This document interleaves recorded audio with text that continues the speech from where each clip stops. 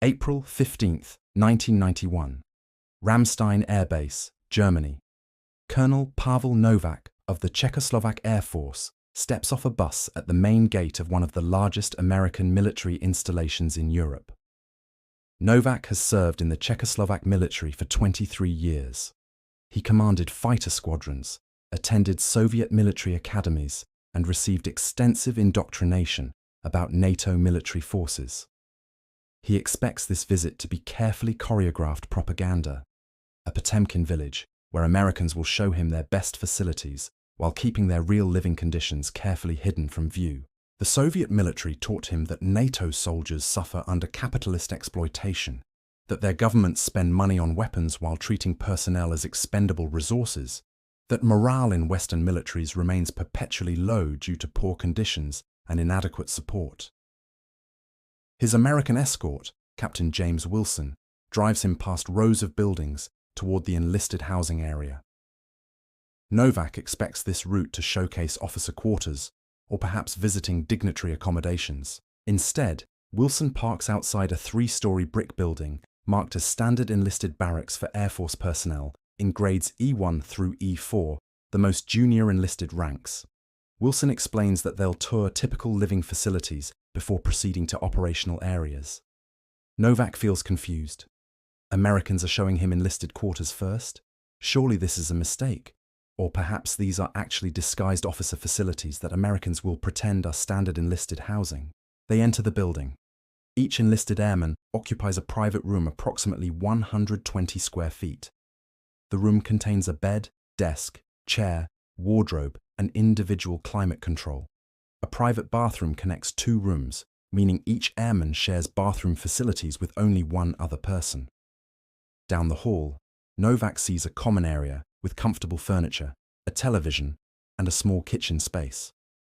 Wilson mentions casually that enlisted personnel in this barracks include airmen with less than 1 year of service, the most junior members of the military. Novak remains silent. At his base in Czechoslovakia, enlisted soldiers sleep 20 to 40 per room in open barracks. They share bathroom facilities among entire floors of personnel. Private rooms exist only for senior officers. The youngest Czech enlisted soldiers sleep in the worst conditions, crowded together with minimal personal space and no privacy whatsoever. What Americans call standard enlisted housing for their most junior personnel exceeds the accommodations Novak provides for his experienced non-commissioned officers. The tour continues to the base fitness center. The facility contains modern weight training equipment, cardiovascular machines, an Olympic-sized swimming pool, basketball courts, and aerobic studios, all free for base personnel. Military members can access the facility 24 hours daily. Wilson mentions that the base also has a bowling alley, movie theater, auto hobby shop, craft center, and library. Novak has seen Soviet recreational facilities. They typically consist of a single room with outdated equipment, limited hours, and access restricted by rank. This American base has recreational amenities that exceed anything available to Soviet generals. They visit the dining facility for lunch. Novak expects military cafeteria food similar to what he knows from Czechoslovak bases, basic and functional with minimal variety. Instead, he encounters multiple serving lines offering different cuisines, salad bars with fresh vegetables, dessert stations, and beverage options including ice cream. The facility serves food continuously during meal hours, eliminating long queues. Enlisted personnel pay nothing for these meals. The food quality approaches what Novak might find in decent civilian restaurants. At his Czechoslovak base, enlisted soldiers receive basic rations, often cold, always the same limited menu, served at specific times in facilities that accommodate hundreds of soldiers simultaneously through rapid feeding that prioritizes speed over quality. The Post Exchange, essentially a department store for military personnel, shocks Novak most profoundly. The PX contains consumer electronics, clothing, household goods, toys, sporting equipment, and luxury items. Prices remain reasonable through military subsidies and tax exemptions. American enlisted personnel can purchase items that wouldn't be available in Czechoslovak stores at any price, or would require months of salary to afford. The selection exceeds what Novak can access in Prague's best stores. An American private first class with 1 year of service has greater purchasing power than a Czechoslovak lieutenant colonel. Novak requests to see officer quarters, expecting that at least in officer housing, he'll find familiar standards where American facilities match or perhaps slightly exceed Czechoslovak equivalents. Wilson drives him to officer housing. Each junior officer has a private apartment with bedroom, living area, kitchen, and full bathroom. Field-grade officers receive larger apartments with multiple bedrooms for families. The quality exceeds upper-middle-class civilian housing in Czechoslovakia. Novak lives in an apartment assigned due to his rank as colonel. His quarters, which he considers quite good by Czechoslovak standards, are comparable to what American captains receive as standard housing. Wilson asks if Novak would like to see anything else. Novak declines. He has seen enough. They return to the visiting officer quarters where Novak will spend the night before continuing his tour tomorrow. Alone in his room, Novak writes notes about what he observed. He realizes that 40 years of military indoctrination has been completely inverted from reality. The Americans didn't show him propaganda facilities. They showed him their standard enlisted housing, their normal recreational amenities, their typical dining facilities. And those standards that Americans consider normal exceed the best conditions available to senior Warsaw Pact officers. Novak writes in his journal, "They showed us their worst. It was better than our best." Warsaw Pact military indoctrination throughout the Cold War emphasized that NATO forces, particularly American military personnel, suffered under capitalist exploitation. Soviet propaganda portrayed NATO soldiers as mercenaries, serving wealthy masters who cared nothing for their welfare. Training materials showed images of American soldiers in uncomfortable field conditions, suggesting those conditions represented typical daily life for NATO forces. Political officers lectured that Western governments spent enormous sums on expensive weapons systems, while treating the soldiers who operated those systems as disposable assets. Warsaw Pact officers received consistent messages that their socialist military system provided superior living conditions because socialist states valued their defenders while capitalist states exploited theirs. Soviet doctrine held that happy, well-treated soldiers performed better in combat, and that socialist nations understood this truth while capitalist nations ignored it in pursuit of profit. Warsaw Pact officers genuinely believed that their enlisted soldiers, despite hardships, received treatment superior to what NATO conscripts experienced. When senior Soviet officers described NATO base visits during limited Cold War exchanges, they confirmed that NATO facilities appeared comfortable, but suggested those showcases did not represent real conditions most NATO soldiers experienced. The reality of Warsaw Pact enlisted living conditions reflected resource constraints, conscription-based manning, and cultural attitudes toward military service. Enlisted barracks typically house 20 to 40 soldiers per room in open bay arrangements with minimal privacy. Beds lined walls with small lockers providing the only personal storage space. Each soldier received approximately 15 square feet of personal space, including his bed. Bathroom facilities served entire floors, with limited toilets and showers, creating morning queues that required soldiers to wake hours early to complete hygiene before morning formation. Heating in Warsaw Pact barracks functioned inadequately during harsh Eastern European winters. Buildings constructed in the 1950s and 1960s lacked modern insulation.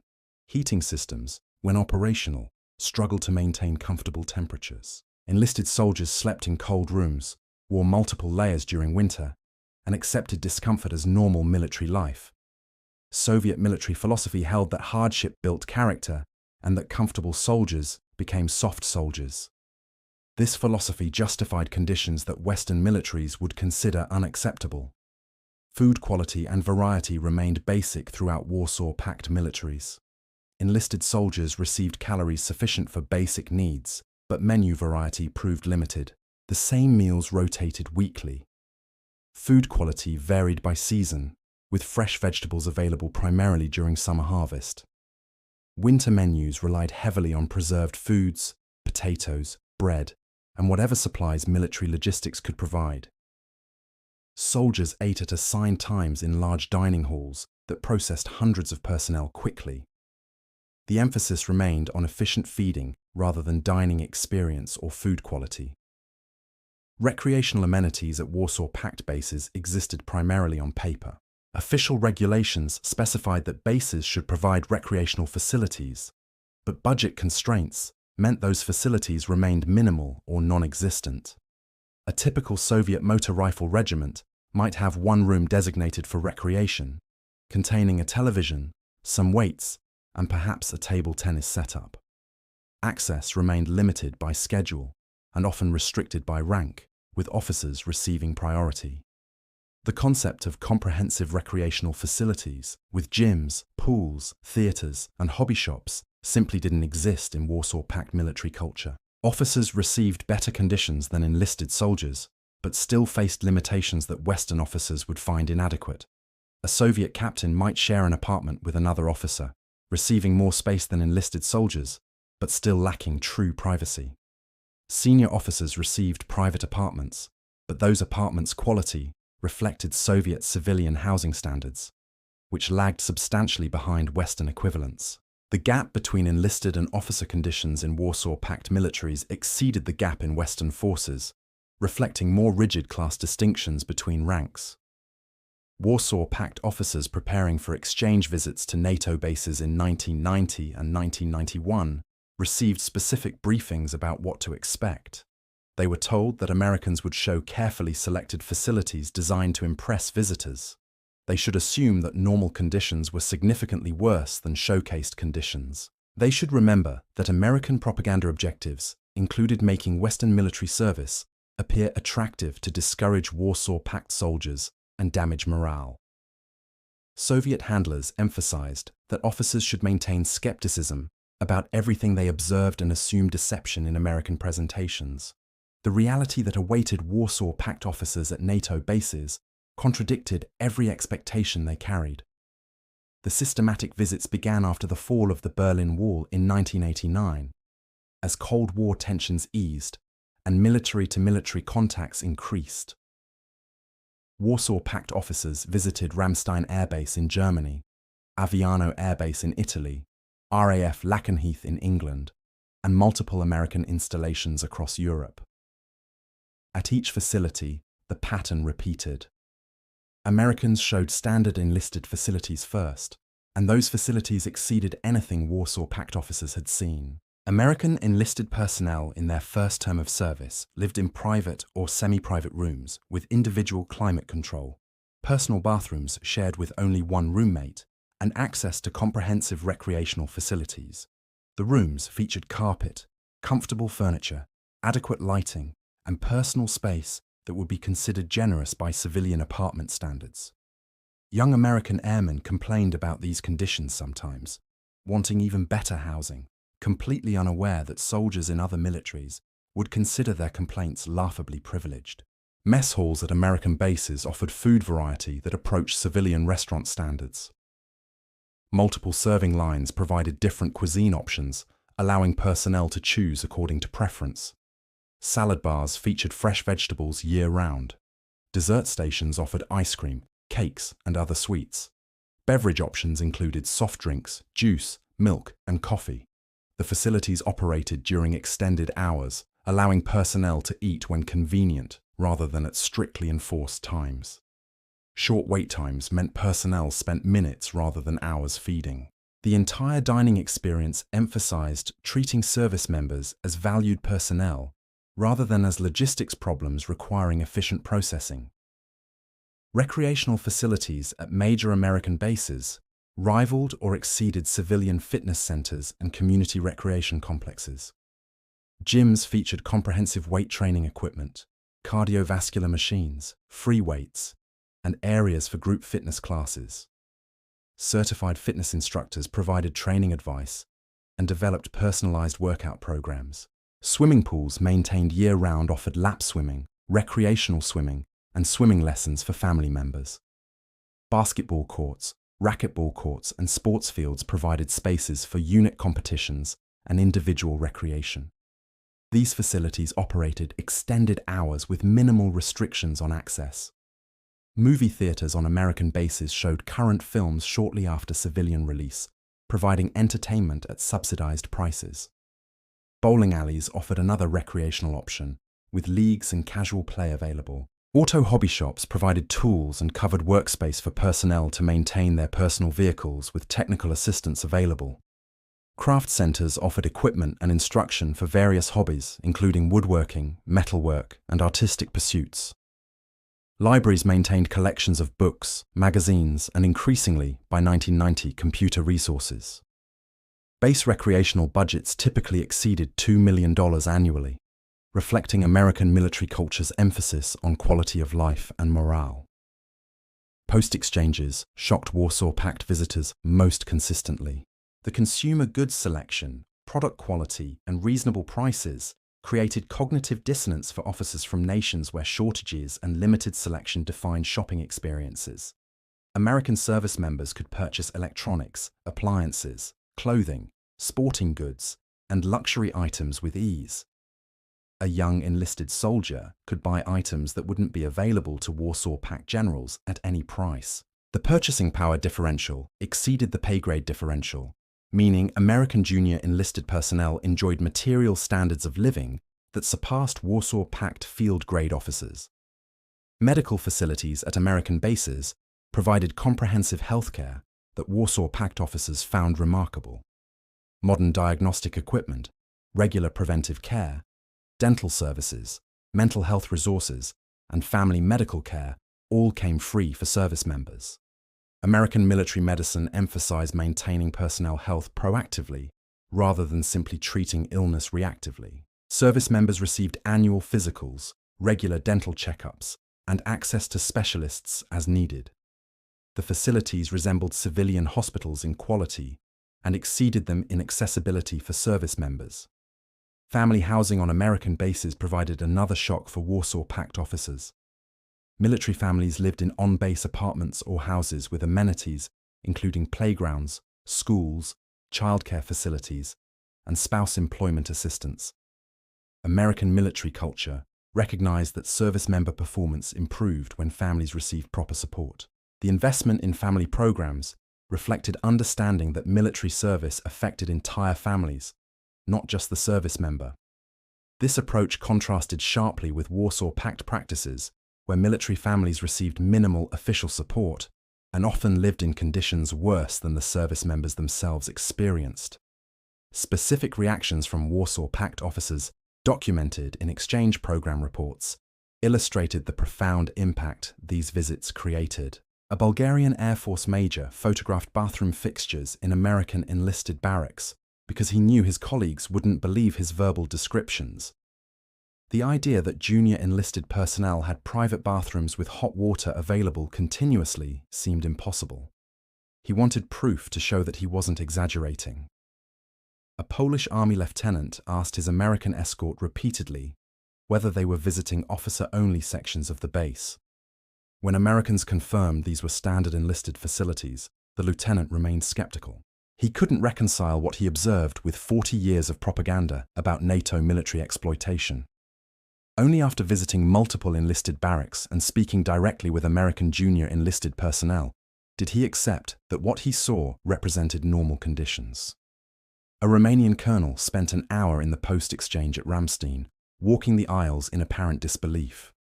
He calculated that American enlisted purchasing power exceeded his own monthly salary by substantial margins. He purchased small items to bring home, marveling that he could buy in one American base exchange what would require weeks of shopping in Bucharest to obtain, if available at all. The experience made him question every economic comparison he'd ever received in Romanian military briefings. The quantified differences between American and Warsaw Pact military living standards illustrated systematic disparities across every metric. American enlisted personnel received private rooms averaging 120 square feet. Soviet enlisted soldiers received approximately 15 square feet of personal space in crowded barracks. The 8-to-1 space advantage reflected completely different approaches to housing military personnel. Americans valued privacy and personal space as contributing to morale and performance. Soviets valued communal living as building unit cohesion and accepted crowding as normal military life. Recreational facility budgets showed even more dramatic disparities.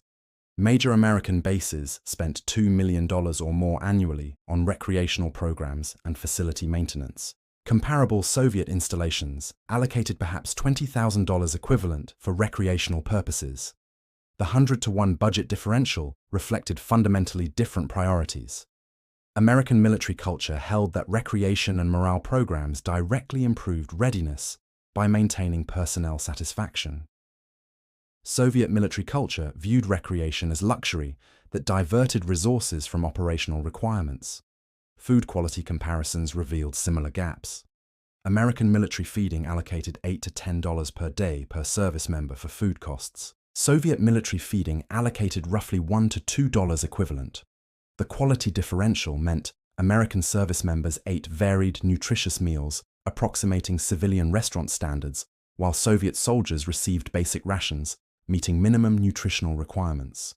The difference affected not just satisfaction, but also health and performance. Medical care disparities extended beyond facility quality to fundamental approach. American military medicine emphasized preventive care with regular checkups, screenings, and early intervention. Soviet military medicine focused on treating illness when it occurred, with less emphasis on prevention. American service members received comprehensive dental care, maintaining oral health. Soviet soldiers received basic dental treatment, addressing acute problems. The long-term health outcomes reflected these different approaches, with American veterans generally healthier than their Soviet counterparts. Pay comparisons highlighted economic gaps that compounded quality of life differences. An American E4 with 4 years of service earned approximately $15,000 annually in 1990, plus housing, food, healthcare, and other benefits. A Warsaw Pact captain with comparable time in service earned perhaps $3,000 equivalent annually with fewer benefits. The 5-to-1 pay differential, combined with better benefits and lower costs for goods and services, meant American junior enlisted personnel enjoyed substantially higher living standards than Warsaw Pact mid-grade officers. The reasons for these disparities reflected fundamental differences in military manning approaches and resource allocation priorities. American military forces operated as all-volunteer professional services where retention required providing competitive compensation and quality of life. If service members found military life unacceptable, they could simply leave at the end of their enlistment. This reality forced American military leadership to prioritize personnel welfare to maintain manning levels. Warsaw Pact militaries relied primarily on conscription, where retention wasn't an issue because individuals served mandatory terms regardless of conditions. This removed pressure to invest in quality of life improvements. American defense budgets allocated substantial portions to personnel costs, including pay, benefits, housing, and quality of life programs. Budget documentation showed that personnel costs typically consumed 40 to 50% of defense spending. Warsaw Pact budgets emphasized weapons procurement and operational costs, with personnel receiving minimal allocation. Cultural values reinforced these different approaches. American military culture held that quality personnel deserved quality support. Soviet military culture held that hardship built military effectiveness and that comfortable conditions produced weak soldiers. The aftermath of these visits created significant consequences for Warsaw Pact militaries. Returning officers filed reports documenting facility comparisons that contradicted decades of propaganda. Some officers wrote honest assessments describing the enormous gaps they observed.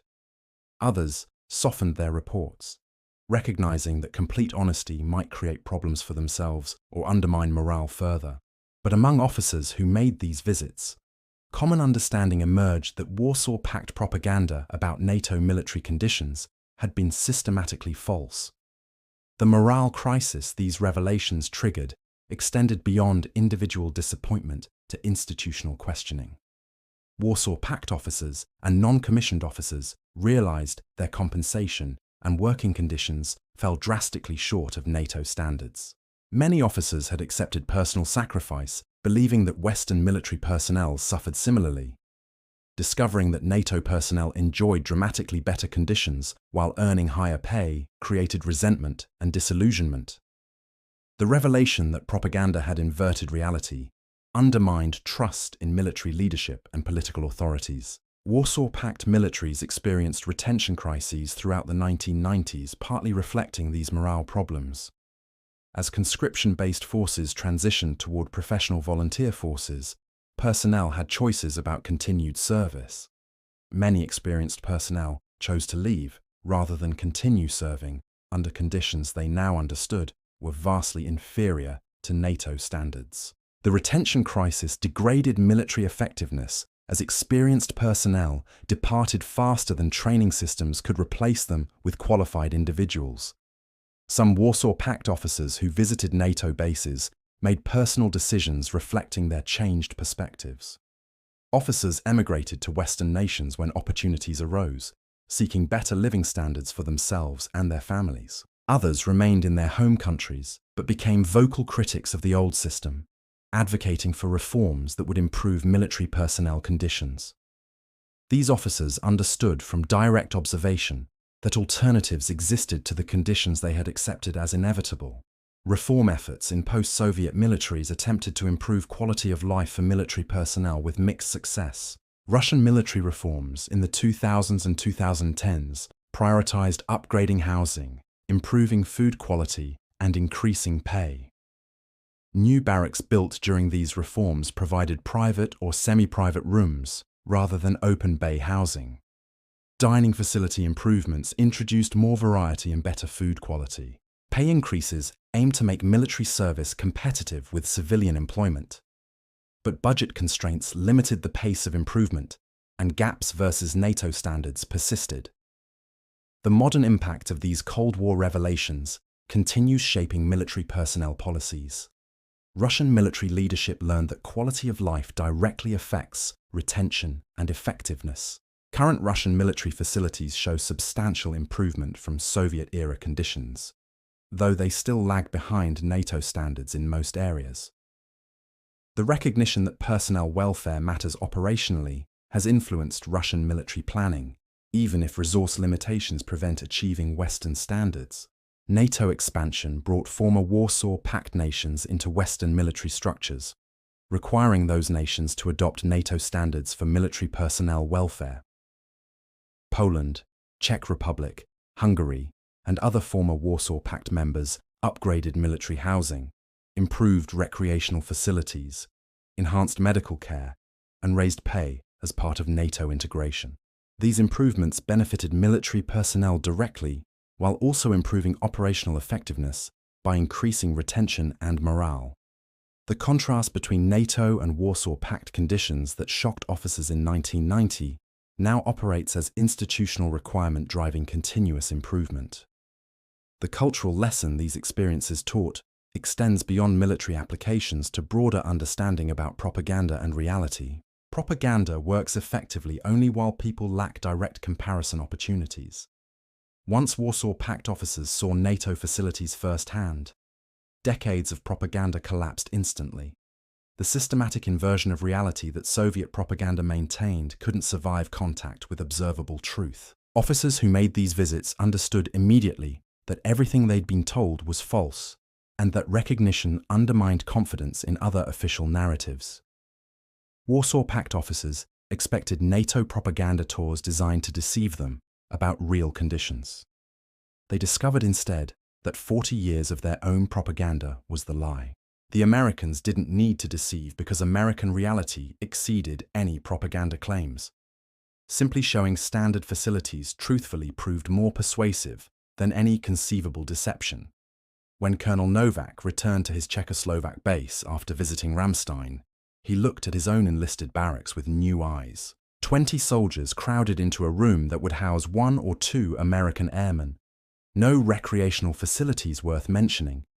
Basic food served efficiently rather than enjoyably. He had commanded under these conditions for 2 decades, thinking they were normal, acceptable. perhaps even good by military standards. Now he knew differently. He knew his enlisted soldiers lived in conditions American military culture would consider unacceptable for any service member. And he knew that changing those conditions within Czechoslovak military budget constraints was impossible. The revelation changed nothing practically, but changed everything psychologically.